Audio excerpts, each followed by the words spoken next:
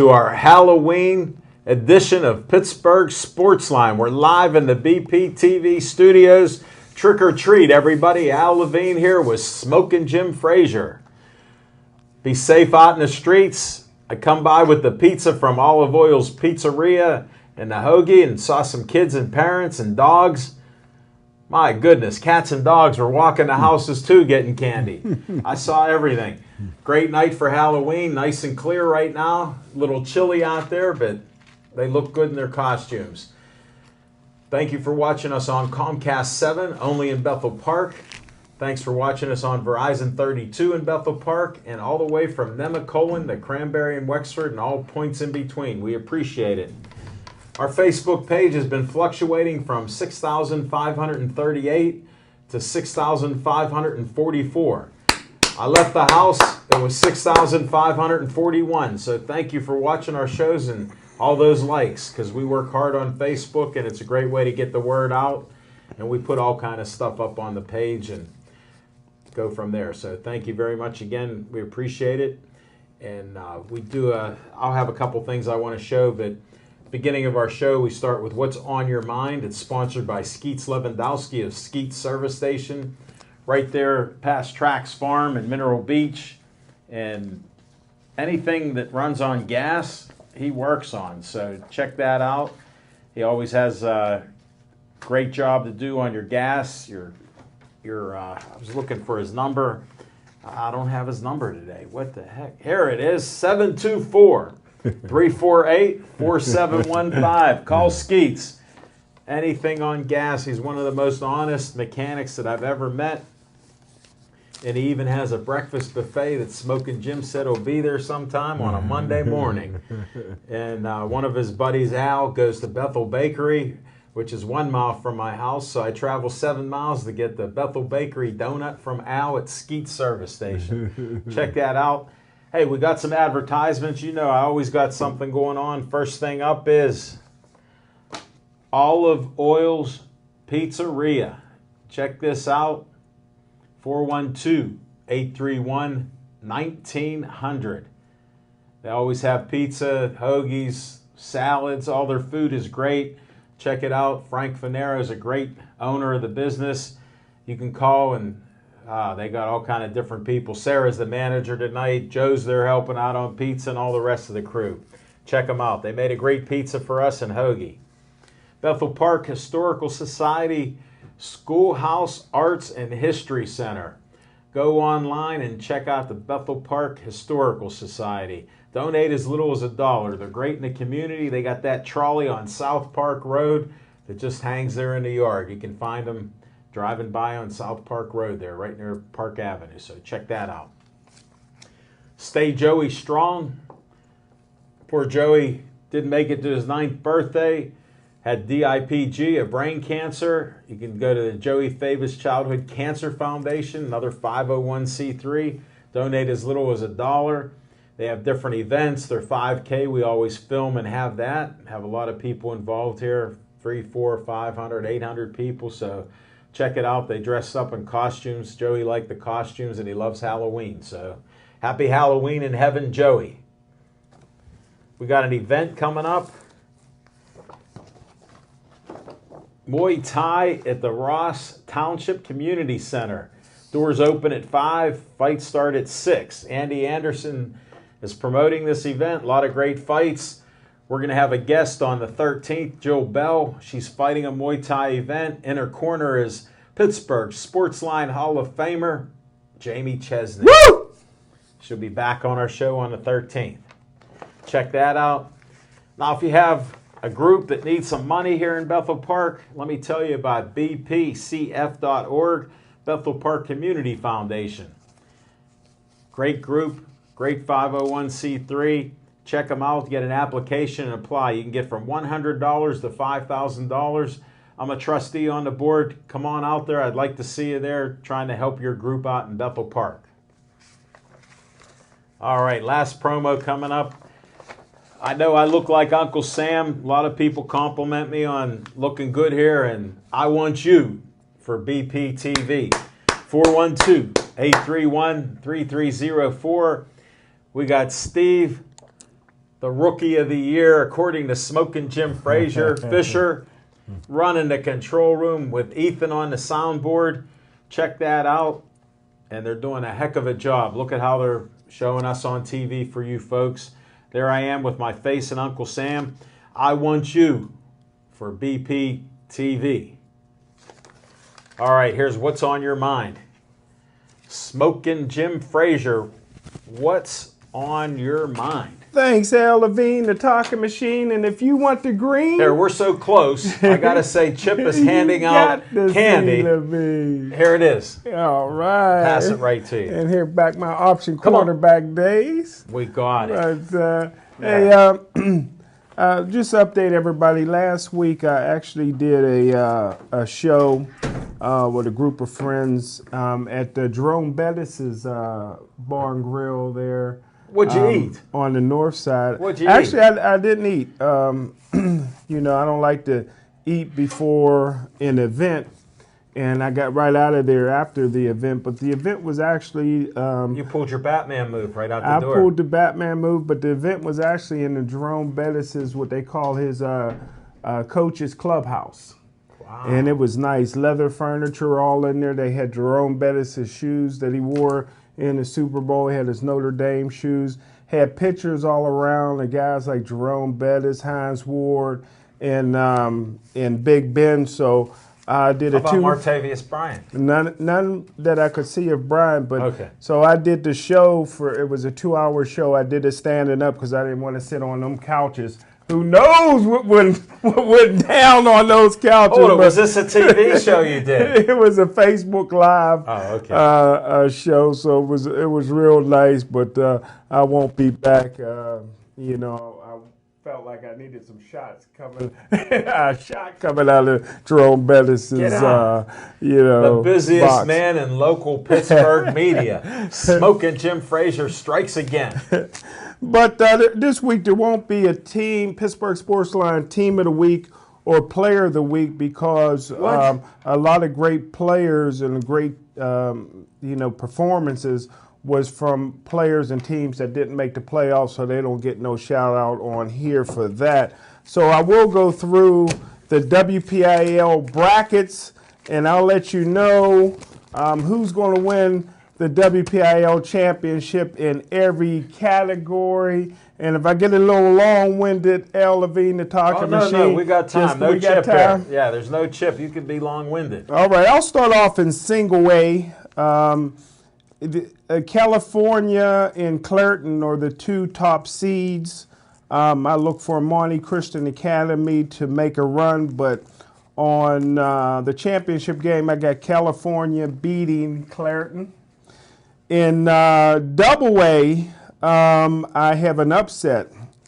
I have a Pittsburgh Sportsline Karma, which will come to effect then. What? Frazier is actually in Class A in the playoffs, so congratulations to them. North Catholic and Washington High School are in the same brackets. I think Wash High will eventually beat them to merge for the championship. But I have the winner, the Pittsburgh Sportsline Karma. I got Charleroi knocking off Washington to win Class AA championship. In AAA, I think it'll be pretty easy this year. I think Seton LaSalle and Quaker Valley are two pretty good teams. But I look for Aliquippa, who hasn't been scored on but one time all year, to not only dominate the WPIAL but win states. How about in 4A classification? Montour looks pretty good. They have our buddy that transferred there, Brandon Lipford. He's there. What about South Fayette? South Fayette is there. We also have Thomas Jefferson and Bell Vernon. Thomas Jefferson only has one loss. That was to Bell Vernon. I think Bell Vernon will beat them again to advance to the WPIAL championship, but I think South Fayette wins that again. They're red hot as well. Aren't they undefeated? 10-0. on their way to 12-0 to emerge into the state championships. But I think everybody wants to see, I'll say 5A, because I think that's everybody's favorite category. Jump to 6A. Central Catholic is getting better, but one of my favorite teams in 6A is Bethel Park. So if Bethel Park this week can knock off Penn Hills, Volpatti, a great running back for Bethel Park. I hope he runs for 300 yards against Penn Hills. If he does that, I'll ask for his autograph. Oh, Blackhawks, thank you. And but need that. It'll end after that because they'll have to play Central Catholic. Central Catholic's just too strong for Bethel Park, I think. North Allegheny is an outstanding team. I think they'll beat Mount Lebanon, but then they'll have to face Pine Ridgeland. I think Pine Ridgeland's beat Central Catholic to win the championship game at Heinz Field on November 17th. I'll be there. 5A is really tough, last but not least. McKeesport opens up against West Allegheny. That should be a bloodbath. They should beat each other up. That is for their little championship because the next week they're going to have to face the team that will beat Woodland Hills this week. That's the mighty Gateway Gators. Gateway will win. Say? The mighty Gateway Gators, the powerhouse of football. And then I think Gateway beats McKeesport the following week. Over on the other side of the brackets is a Gateway wannabe in Penn Trafford. They're 9-1. I think they'll beat Fox Chapel. Penn Trafford has the greatest player in Gateway history, son, John Gay the fifth, I believe he is. Wow. The fourth or fifth. And one of those. His dad was a great player. Didn't you say one of the best at Gateway? In my opinion, he's the best that ever played at Gateway. I remembered you saying that a couple times. And I think it's a shame that his son is not playing for Gateway. But what'd you do to screw that up? I put it on you. Yeah, that's a real shame. But I still consider his son a Gator.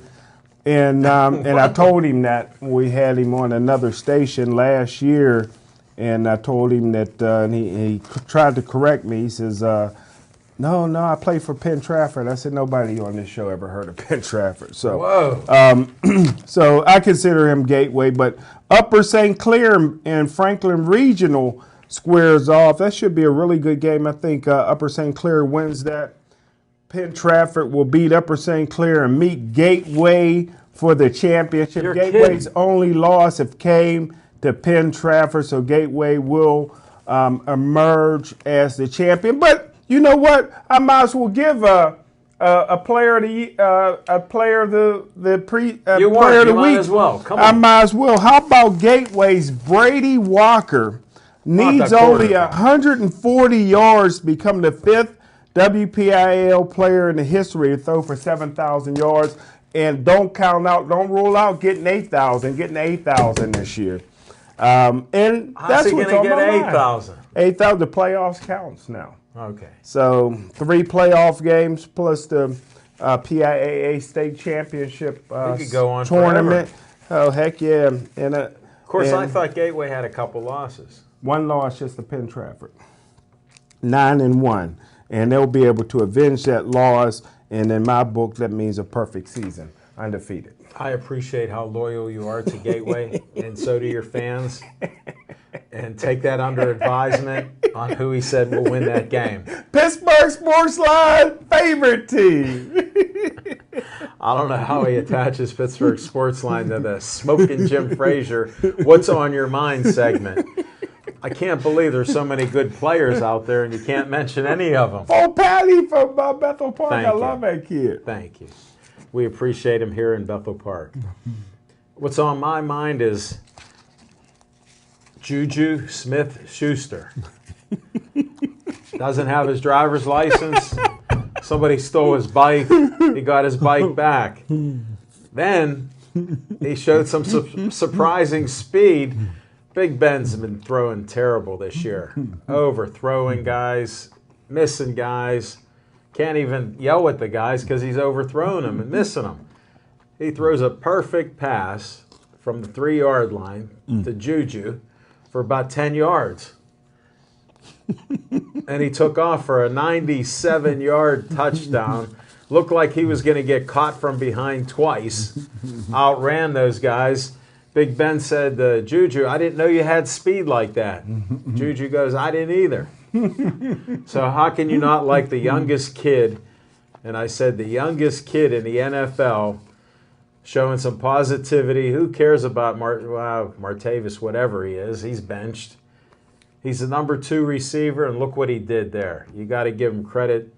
That just pumped me up with the game, and they won the game. The Steeler defense, I don't care what you say about how bad the defensive coordinator is. I won't even mention his name, Butler. But it's just terrible, the yardage that they gave up. And then Steelers of old showed up at the goal line. Yes, sir. I saw hitting that could make a highlight reel, head-on-head hitting like you could not believe there. So even though they gave up 483 yards of offense, that red zone become the no zone for Detroit. Just quite the performance. They bent, but they didn't break, and they won the game. So they end the first half 6-2. They have a bye week, so they can rest up their injured, find hands for Vance McDonald and some others, and we'll see what happens. I'll stay optimistic with the Steelers. Le'Veon Bell, they may ride him like they did last year, the second half of the season. And that seems to be the recipe for the offensive line because they're struggling a little bit. Big Ben's throwing the high ball. He missed more people that were wide open this last game. They were just wide open. It wasn't even close. You can't even complain about it. Oh, well, nobody's saying what's wrong with his arm. I don't hear anybody questioning it. They just said he hasn't been that good this year. But we don't need him to be great. We just need him to compete, get a couple pass completions there. He used to be a stat man. He's starting to struggle on those stats. So the bubble screen will be coming out some more. I can foresee that. And you can't throw it to Vance McDonald because, like I said before, I saw his history with the other team that he dropped a lot of balls, and you argued with me that, no, he's good. He's dropped a lot of balls here with the Steelers. So I don't know what happens to these guys. And I'm just a Steeler fan, bleeding black and gold. 6-2, Steelers are going all the way. Can't beat that.